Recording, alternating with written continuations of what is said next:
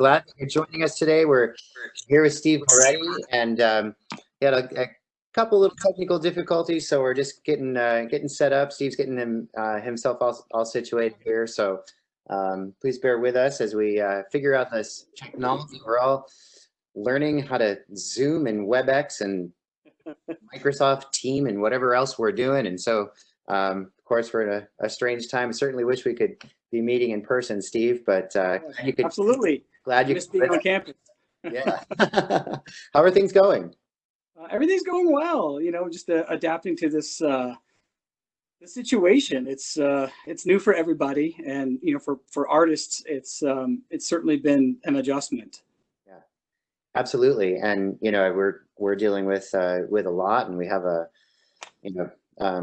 bunch of adjunct instructors that are trying to make a way and make a living and getting creative, and it's a very difficult time for musicians, isn't it?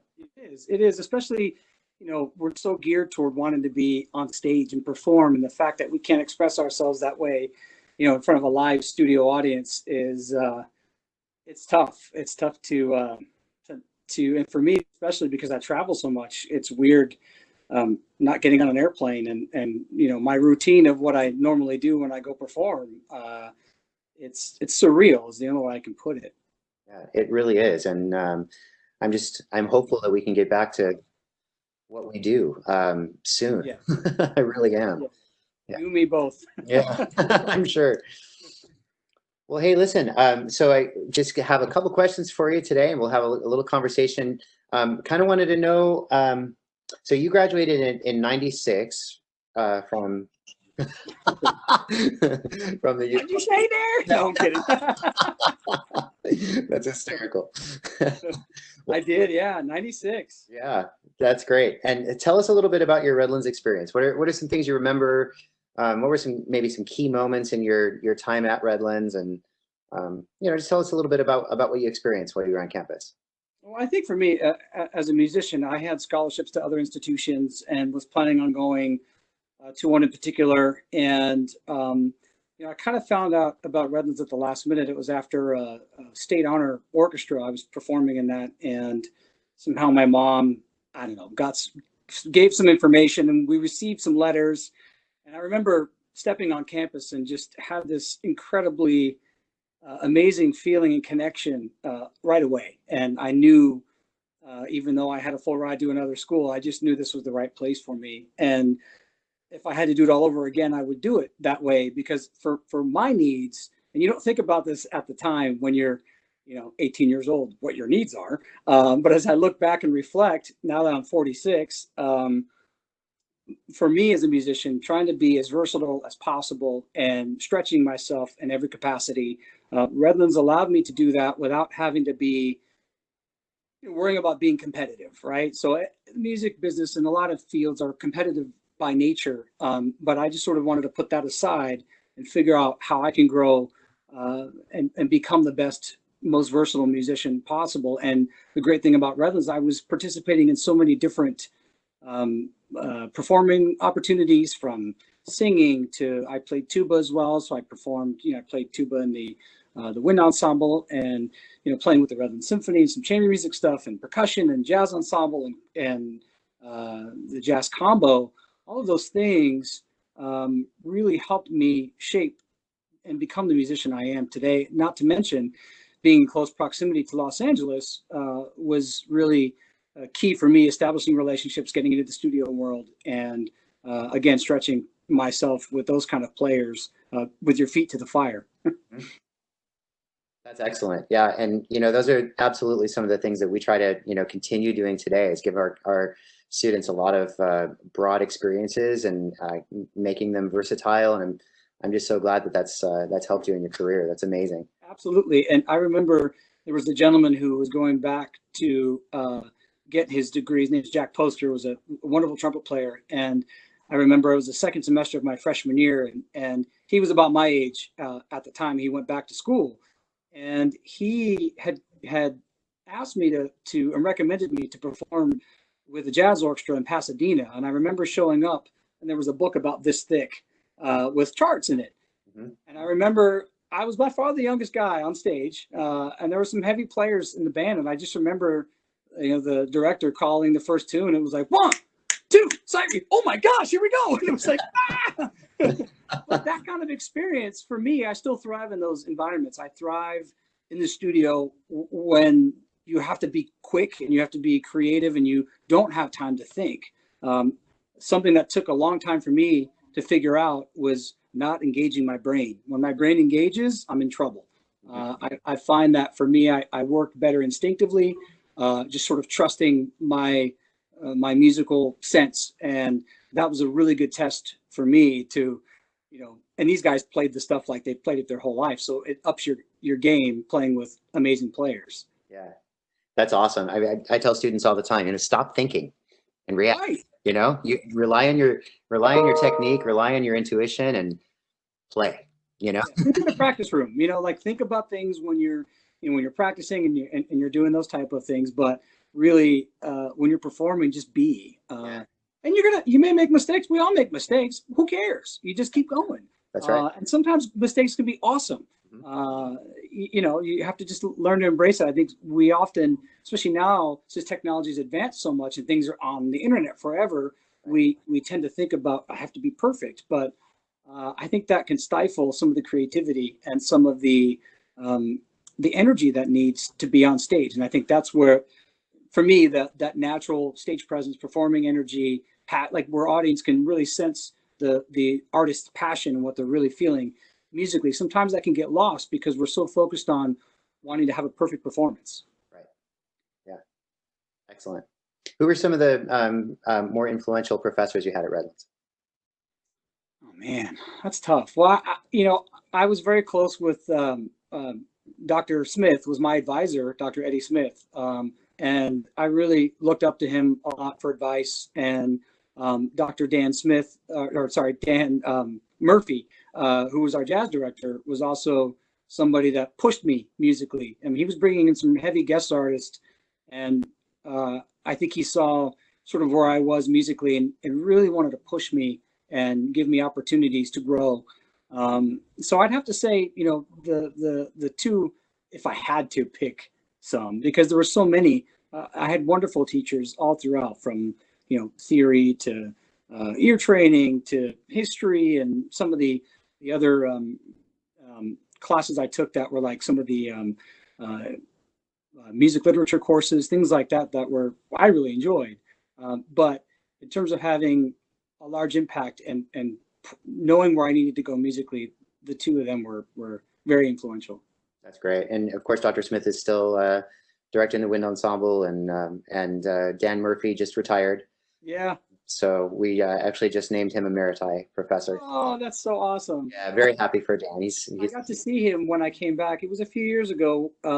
He invited me to come back to perform with the combo and the jazz band, and I spoke at recital repertory class, and it was just really great to catch up. The weird thing is, this is kind of funny. So after we performed in the Casa Loma room, I lived in North. That was my dorm from sophomore to senior year. And so I was sort of parked out front there anyway, but my rental car, and I'm walking out, and I started kind of heading back to my dorm, which is, this is the honest to God truth. I'm by myself, right? And I'm sort of heading back to where I would go. And I stopped, and I'm like, wait a second. No, my car is here. It was just sort of this thing like, I'm going back to my dorm. And it's just like, it didn't feel like I was removed from the school that far. I mean, when you get back on campus, that connection is always there. That's pretty neat. Awesome. So tell us what, after you graduated from Redlands, then what? How did you, start making a career for yourself, and what were some of your steps? So I was tossed between staying in the Los Angeles area, but I ended up going back to the Bay Area, which is where I grew up. And I went to Cal State Hayward, which is Cal State East Bay now, and really started focusing in on my drum set playing. I was still playing classical, performing in different ensembles, but really tried to shift my efforts to drum set and started gigging around the Bay Area. And then the end of my first year, or second, it was actually getting into my second year, because I ended up doing my master's in 3 years, and I'll explain why.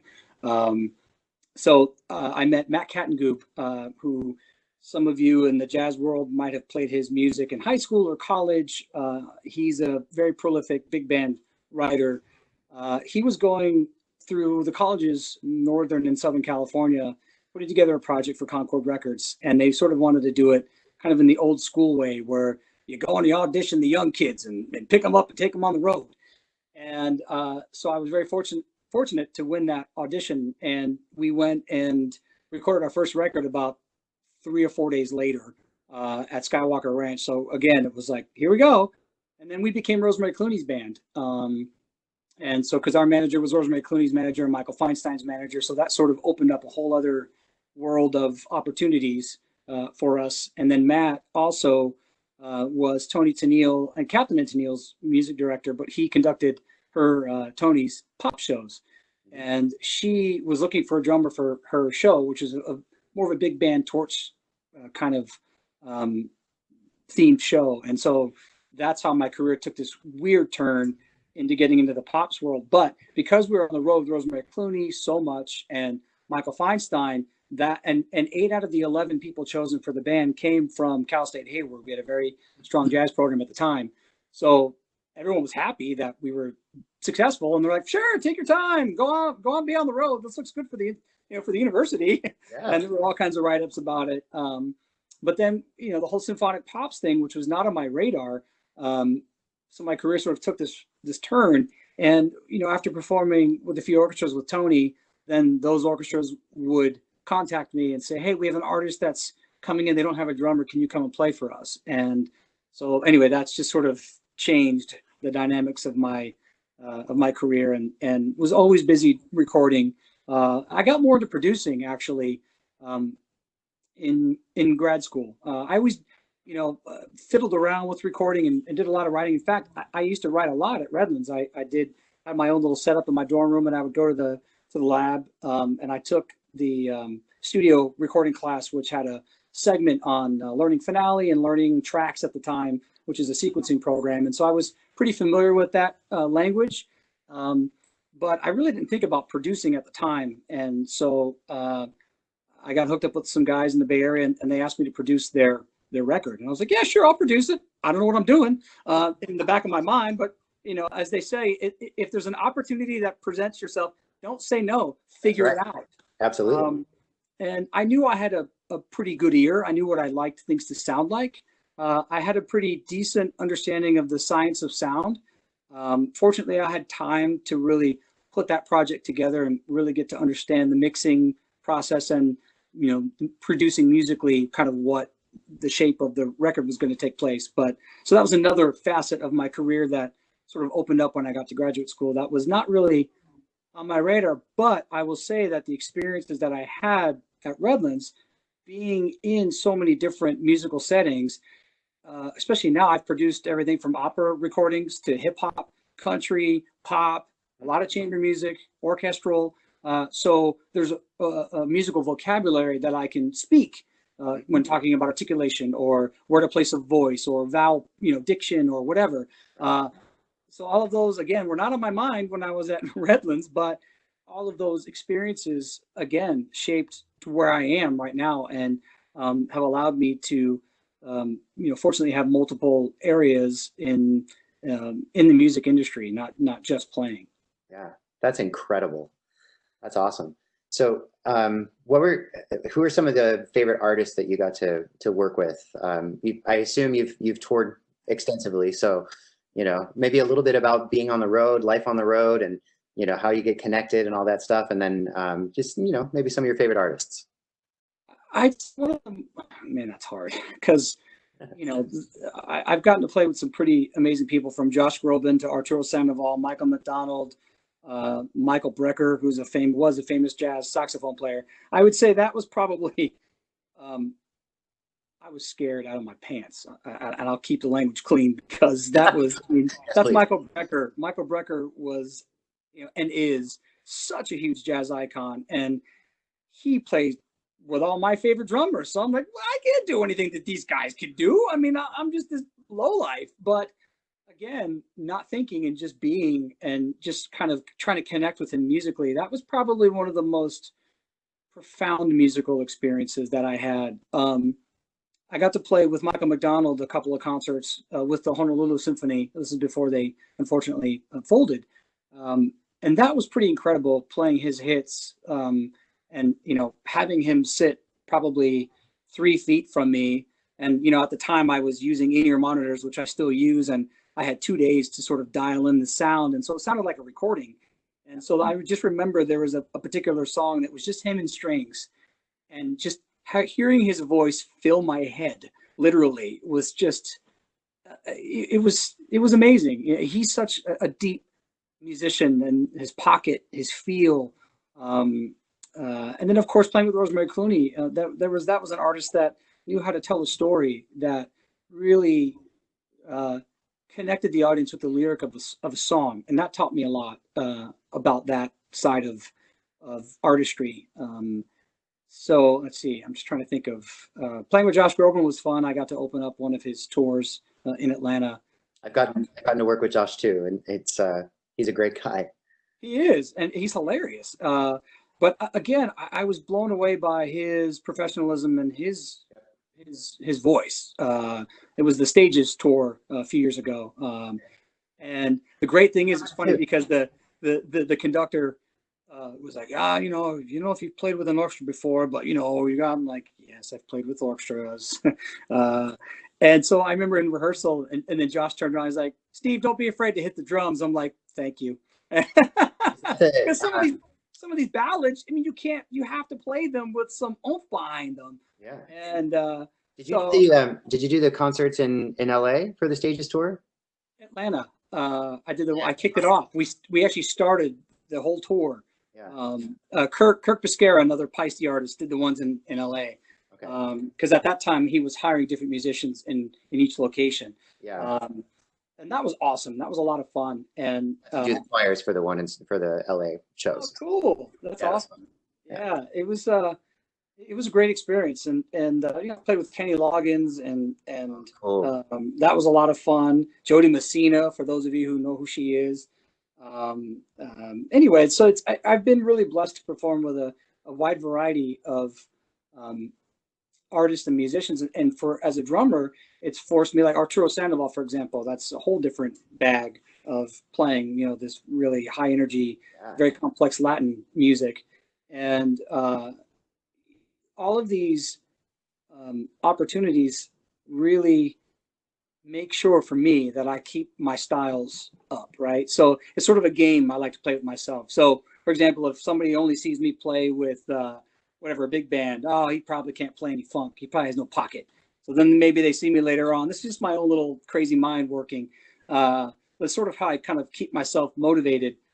So that if they see me play with a funk project or something like that, okay, well, you know, you probably can't play Latin music, you know? So it forces me to, because a lot of the symphony pop shows that I'm doing, sometimes I'm covering a huge variety of styles in one show. So I want to play them like that's all I know how to play. Right. And that's something that I'm constantly developing and growing and figuring out how I can be better stylistically, you know, more authentic for certain styles of music. So that's kind of something that still keeps me motivated today. Yeah. It's a skill set you need to continue to build upon, huh? Especially as a rhythm section player. You know, that's what I always tell pianists, guitarists, bassists, drummers in particular, or percussionists. It's don't sell yourself short. Sure, we all want to, you know, make it in some large band and you know, have these playing arenas, although not anymore right now.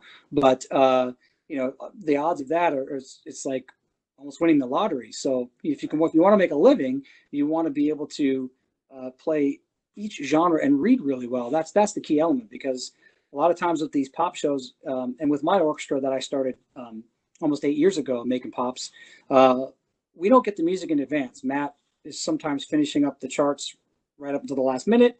And so we show up, we run the show with all of our production, our staging, the video screens and tons of lights and a dance floor and all that stuff.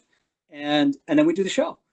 So you have to be on your A game. And his stuff is not easy to play. Again, for those of you who've played Matt's music in the big band era, his symphony stuff is not easy. And there's something for everyone to play. He really features the orchestra.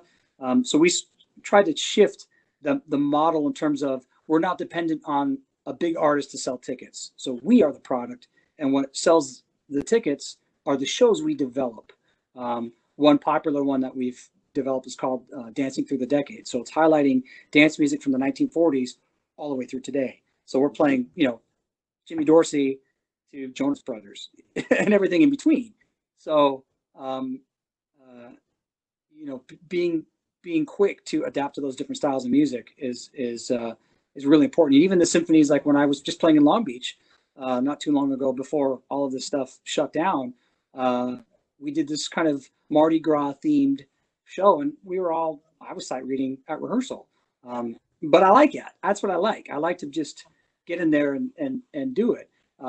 So reading is so key. And sometimes in the studio, I won't get something until I show up. They'll put something on my stand and you have to play it. And like when I did the Jersey Boys movie, there was no music. They sent me an MP3 as I was traveling out there, and it was like a last minute thing. It was on, it was off, it was on, it was off.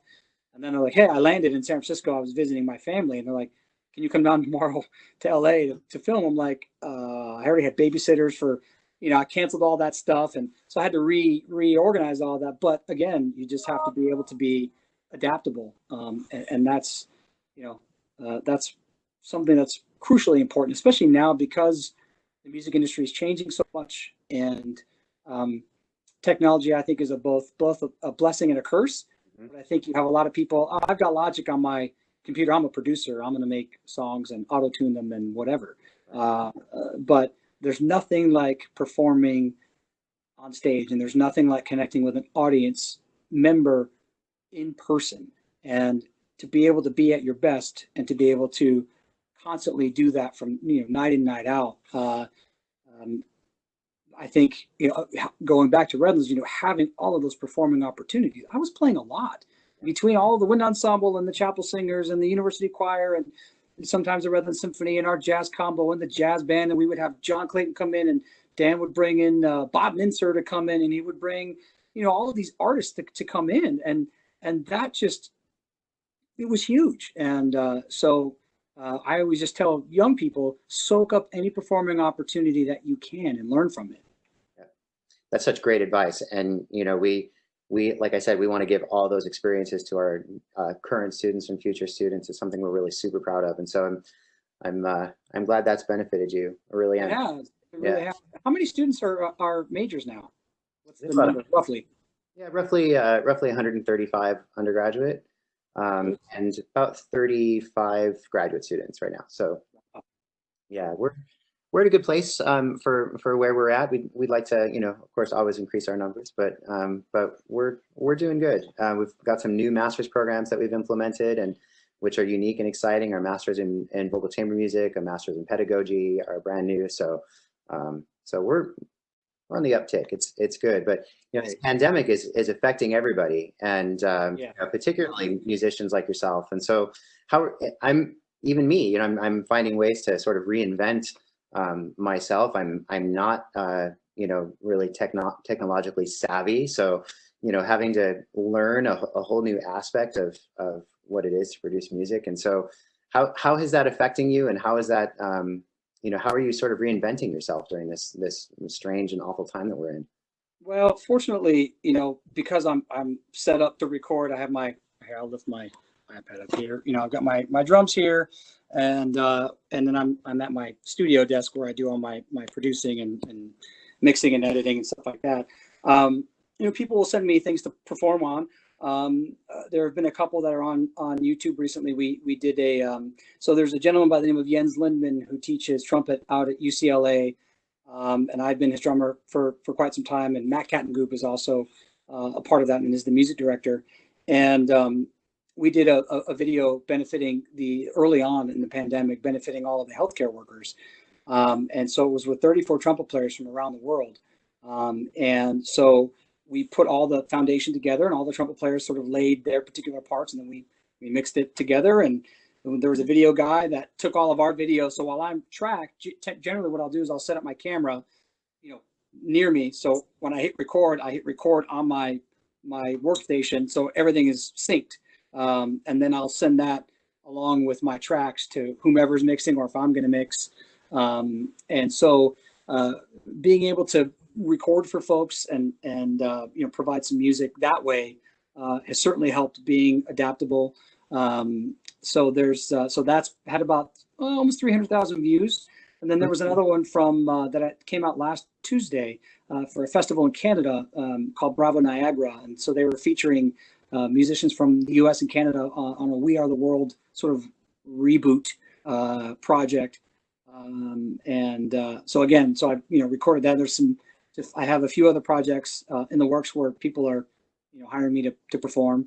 And then I've been doing a lot of, in my community, some people have hired me to do some recordings for things that they're going to post online. So there's only a few people in the room, everyone's spread apart.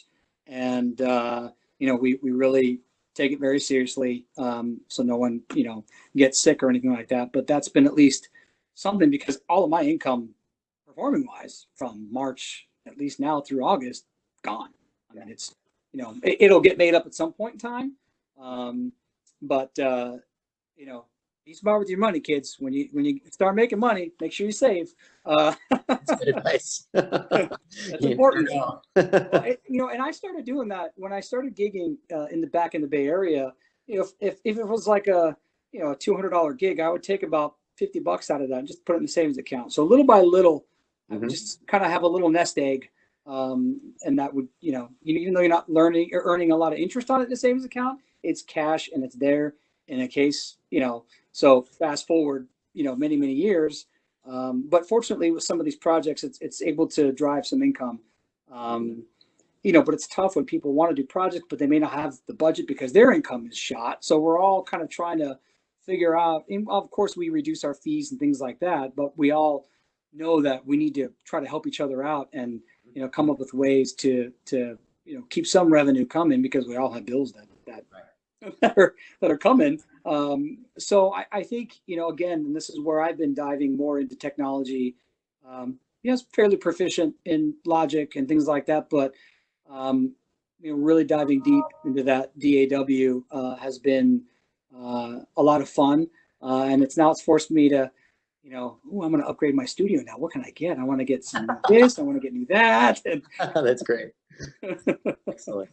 Well, we're running a little short on time, so I just want to. You said yesterday when we were chatting about the drum set in the background. Can you tell us a little bit about that? Yeah. So these drums here are very special to me. I'm with another drum company that I'm sponsored with, and here I'll walk over here. So these drums. This is a Premier kit that I bought in 1994 with a no-interest loan from the University of Redlands that Dr. Appleton gave me and approved for me, because at the time, I hadn't had a real quote drum set, and unfortunately at that time too, the instrument situation wasn't all that great for drums, and I just felt that I need something a little bit better for me to kind of grow. And so I went to the president and he said, why don't we just give you a no interest loan? And I was shocked. And so this has been on, a couple of Grammy nominated records. I use it all the time to track from home. It's been at Skywalker Ranch, where George Lucas's place is. I've brought it there a few times. So anyway, it's a very sentimental drum set. Plus it sounds great. It was a limited edition drum set at the time, and they only made it for that 1 year. And so I'm very happy to have it. And again, it makes me, harken back to my wonderful memories. And the fact that, an institution would do something like that for a young musician is amazing. Pretty cool. And Dr. Appleton is actually watching right now. So. Oh, awesome. It was great to see him a few years ago when I was there. So he's a very special man, and he was a wonderful supporter of the arts, at my time there. And as I know, Redlands has been blessed with wonderful leaders. So we really are blessed. And Jim was a great leader for the university for many years, and he's a good guy. Would you like to play us a couple of bars? Oh, good Lord. Really? I don't want to scare people. Let's see here. Where I'll set this up so I can set it up so you can see it. Now that we've had to sort of let's see. I got an idea. Hold on, we're improvising, people. This is jazz. This is what we do. Are there any questions from anybody watching at all? We had one just from Gabrielle Singh. She said, "Tell us about your Jersey Boys experience." You talked about that a little bit. Yeah, that was we were recording live to film, so that was pretty cool. Again, that was a little scary as well, because if anybody messes up, they have to do the whole sequence again. Right. So let's see. I was on set for 18 hours. 18 hours? That's all. 18 hours. That was it. Our scene was well, we had to do it a few times because let's see, is that better? That's good. There we go. Yeah, that's good. So we did it. We were on set for 18 hours because we shot our sequences, and they were in old makeup because it was a reflective scene at the end of the movie when they got inducted to the Rock and Roll Hall of Fame. Okay. And then, so once they had the Pro Tools rig, we tracked everything, and then we started playing along with ourselves for different angles and stuff. And we took a long break, and then they were themselves young, and we had to do everything all over again, different angles and stuff, playing along with ourselves. But what you hear in the film is us playing. All that music was tracked right there live. That is so cool. And then the vocalists went back into the studio to recut, but they were singing live with us. But that's the only thing that they did. So Clint kind of went old school with it. And, you know, since he's such a musical, he's a music lover. Yeah.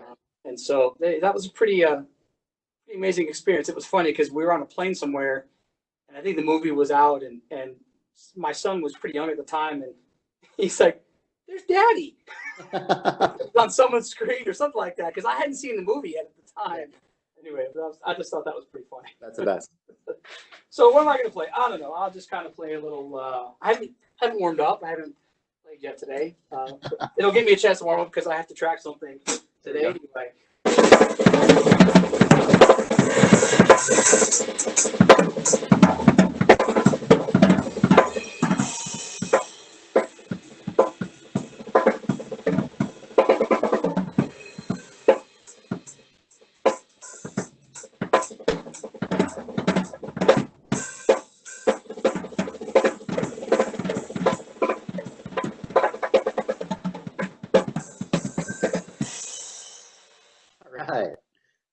That's awesome. Thank you.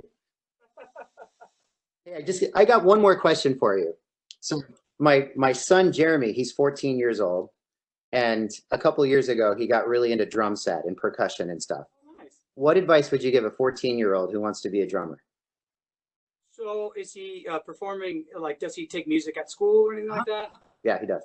Okay. So, and he obviously can read music and all of that stuff, right? Oh, yeah. I would say play along to a lot of different recordings. That was something I did. All different styles, especially around his age. Maybe I was a little bit younger, but that's when I really started discovering other styles of music, you know, from jazz to Latin to, again, all of these things kind of shaped the versatility aspect. So, you know, learning from those guys, like, you know, if you're going to play like a samba, right? So everybody knows that, you know, there's sort of different ways of playing a samba. So you have like kind of the American way, which is kind of pretty straight. When you listen to the Brazilians, it's got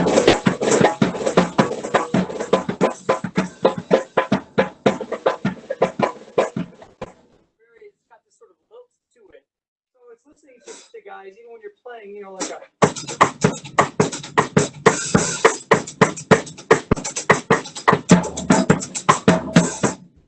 having that feel, I wouldn't have learned that unless I listened to some guys do that kind of stuff. Yeah. So, you know, at that age, it's really trying to absorb as much as you can musically. And so does he have a drum set at home that he can practice on? Yeah, he does. Yeah. You're a good dad. Look at that. So, yeah, I mean, you know, trying to just grow and from taking the, you know, if he's familiar with rudiments, things like that, being able to translate rudiments around the kit where it doesn't sound like that.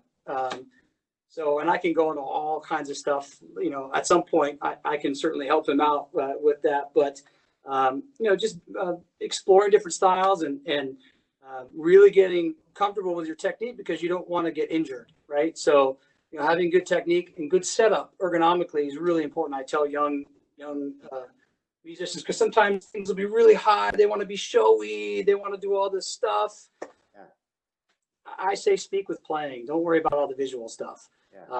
Because, you know, guys, I've seen guys and girls too, you know, they end up with some injuries from just bad setup. Right.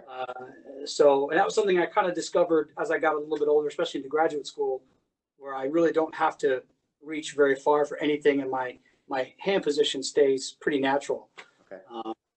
So yeah, he's at a good point where the technique is really important, and being able to even work on the sound. You know, there's a balance when you play the drums. You know, a lot of times some people play top heavy, but those frequencies tend to cut a lot easier than the bottom. So I always tell young kids learning how to play from the bottom up. You have a bigger, not bigger, more fuller, richer, balanced sound. Right. Anyway, we'll be on here a long time if I start talking about all that stuff. That's amazing. Well, listen, Steve, I so appreciate your time. It's been really fun to talk to you and learn from you, and such great advice for our students and my kid. So definitely appreciate you joining us, and just thrilled to get to know you a little bit better. And you are somebody that we're very proud of as an alumni. So thank you. Yeah, so thank you. I'm honored, and you know, I hope to get back on campus soon and speak to the students in person, and would certainly be happy to do that at any time. And you know, if there are any other additional questions that people want to send, you know, you can certainly email them. But people can check me out on all the social media aspects, and Instagram and Facebook and Twitter, and my website is just stevemoretti.com. But you know, it's Redlands is a wonderful place, and I brag about it all the time. You know, in my travels. So I'm very honored to have been asked to do this. Well, thank you again, and we'll talk again very soon. Sounds good. Everyone stay safe. All right, you too. Take good care. You too. Bye. Bye-bye.